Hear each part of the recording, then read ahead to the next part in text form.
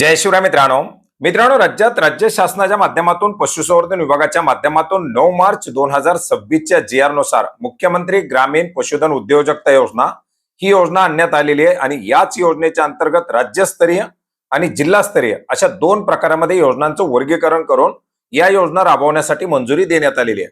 मित्रांनो, आपण यापूर्वीच राज्यस्तरीय योजना ज्याच्यामध्ये मोठ्या मोठ्या योजना आहेत, 5 गायी म्हशी असतील किंवा 50 शेळ्या, 5 बोकड असतील, 5000 कुक्कुट पक्षी असतील, याच्याबद्दल माहिती घेतलेली आहे. आणि याच्याच अंतर्गत जे काही छोटे शेतकरी असतील, छोटे लाभार्थी असतील, ज्यांना 5 शेळी 1 बोकड किंवा 10 शेळी 1 बोकड या गटासाठी अर्ज करायचे, यांच्या माध्यमातून मोठ्या प्रमाणात विचारणा केली जात होती की अशा प्रकारच्या गट वाटपासाठी काही योजना आहे का.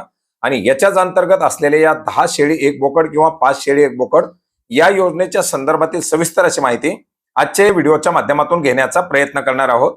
मित्रांनो, 9 मार्च 2026च्या GR नुसार जिल्हास्तरीय मुख्यमंत्री ग्रामीण पशुधन उद्योजकता योजना या योजनेच्या अंतर्गत 5 शेळी 1 बोकड गट आणि त्याचा विमा, 10 शेळी 1 बोकड गट आणि त्याचा विमा अशा दोन प्रकारामध्ये ही योजना राबवायला मंजुरी दिलेली आहे. याच्यामध्ये भूमिहीन लाभार्थ्यांना देखील समावेश करण्यात आलेले आहे, ज्याच्यामध्ये भूमिहीन लाभार्थ्यांना 5 शेळी 1 बोकड या गटाचा लाभ दिला जाणार आहे.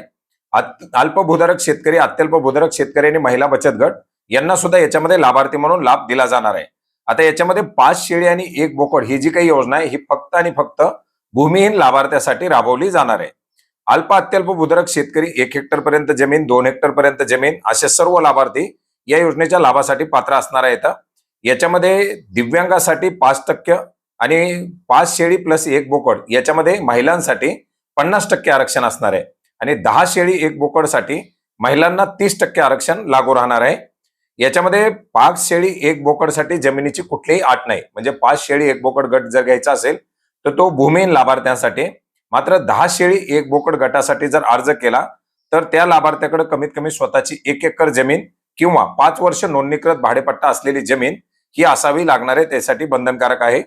पशुपालन व्यवसायाचं शासकीय निमशासकीय संस्थेचं प्रशिक्षण प्रमाणपत्र, अर्ज करताना प्रशिक्षण प्रमाणपत्र नसल्यास अनुदानाचा लाभ घेण्यापूर्वी प्रशिक्षण प्रमाणपत्र हे घेणं आवश्यक राहणार आहे. 2 वर्षाचा शेळी मेंढी पालन व्यवसायाचा अनुभव असावा, अशा प्रकारची याच्यामध्ये काही महत्वाची अशा अटी येतात. 5 शेळी 1 बोकड मध्ये आपण जर पाहिलं तर शेळीची किंमत ही 12,000 रुपये, बोकडाची किंमत 15,000 रुपये, मेंढीमध्ये सुद्धा 12,000 रुपयाला मेंढी, 15,000 रुपयाला मेंढा आणि 12.75% विमा आणि विक्री कर 18%. अशा प्रकारे 5 शेळी 1 बोकड किंवा 5 मेंढी 1 मेंढा याची किंमत असणार आहे 86,284 आणि 10 शेळी 1 बोकडसाठी किंमत असणार आहे 1,55,311 रुपये. याच्यामध्ये सर्वसाधारण प्रवर्ग, जनरल प्रवर्गातील लाभार्थी जे असतील त्यांना 50% आणि अनुसूचित जाती अनुसूचित जमातीचे लाभार्थी यांना 75% अनुदान असणार आहे.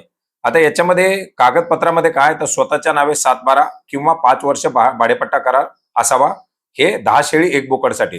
5 शेळी 1 बोकडसाठी भूमिहीन असल्याचं प्रमाणपत्र त्या ठिकाणी लागणार आहे आणि त्याच्यामध्ये महिलांना 50% आरक्षण आहे. वनहक्क धारक जे असतील त्यांच्यासाठी इतर अधिकारमध्ये नोंद किंवा जिल्हाधिकारी यांच्याकडून प्राप्त झालेलं अनुसूचित जे प्रमाणपत्र या ठिकाणी लागणार आहे, जे वनपट्टा धारकांना दिलं जातं. पशुपालन व्यवसायाचं प्रमाणपत्र लागणार आहे. प्रशिक्षण घेण्याबाबतचं हमीपत्र द्यावं लागणार आहे, कारण लाभ मिळण्यापूर्वी, अनुदान मिळण्यापूर्वी ते प्रशिक्षण प्रमाणपत्र द्यावं लागेल.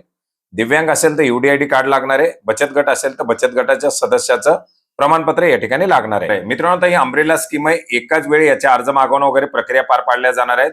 याच्यासाठी पशुसंवर्धन विभागाच्या माध्यमातून एक जाहिरात काढली जाईल. जाहिरात काढून अर्ज करण्याचं आवाहन केलं जाईल आणि याच्या अंतर्गत ऑनलाईन पद्धतीनं अर्ज करावे लागणार आहेत. ऑनलाईन पद्धतीनं अर्ज केल्यानंतर लाभार्थ्याची निवड केली जाणार आहे.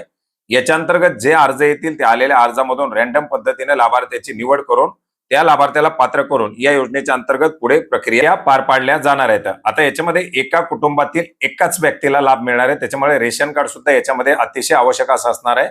याचप्रमाणे शासनाच्या इतर विभागाकडील समान योजनांचा लाभ घेतलेला नसावा, त्याच्याबाबतचं एक प्रमाणपत्र द्यावं लागणार आहे, एक स्वयंघोषणापत्र द्यावं लागणार आहे. किंवा शासकीय नोकरीत निवृत्ती वेतनधारक असतील तर त्यांना सुद्धा या योजनेचा लाभ घेता येणार नाही. मागील 3 वर्षात इतर शासकीय संस्था, विकास महामंडळाकडून किंवा मंडळाकडून लाभ घेतल्या नसल्याबाबतचं एक स्वयंघोषणापत्र सुद्धा या योजनेच्या कागदपत्रामध्ये द्यावं लागणार आहे. योजनेअंतर्गत पात्र लाभार्थ्यांना देण्यात येणारे अनुदान हे फक्त आणि फक्त लाभार्थ्याच्या DBT संलग्न बँक खात्यामध्येच क्रेडिट केलं जाणार आहे. अशा प्रकारच्या काही अटी शर्ती याच्यामध्ये घालण्यात येणार आहेत. लाभार्थ्याकडून या संदर्भातील जी काही बंधपत्र असतील की आपण हा व्यवसाय पुढे करू, ताबडतोब शेळ्या वगैरे विकणार नाही, 3 वर्षापर्यंत हा व्यवसाय आपल्याकडून केला जाईल, याच्याबाबत बंधपत्र देखील घेतली जाणार आहेत. तर मित्रांनो, अशा प्रकारे या मुख्यमंत्री ग्रामीण पशुधन उद्योजकता योजनेअंतर्गत जिल्हास्तरीय योजनामध्ये ही 5 शेळी 1 बोकड किंवा 10 शेळी 1 बोकड गट वाटप योजना अशी योजना राबवली जाणार आहे. मित्रांनो, यापूर्वीच आपण 50 शेळी 5 बोकड बद्दल कशा प्रकारे योजना राबवली जाईल याच्याबद्दल माहिती घेतलेली आहे. तो व्हिडिओ सुद्धा तुम्ही वरती सजेशन मध्ये किंवा डिस्क्रिप्शन बॉक्समध्ये पाहू शकता.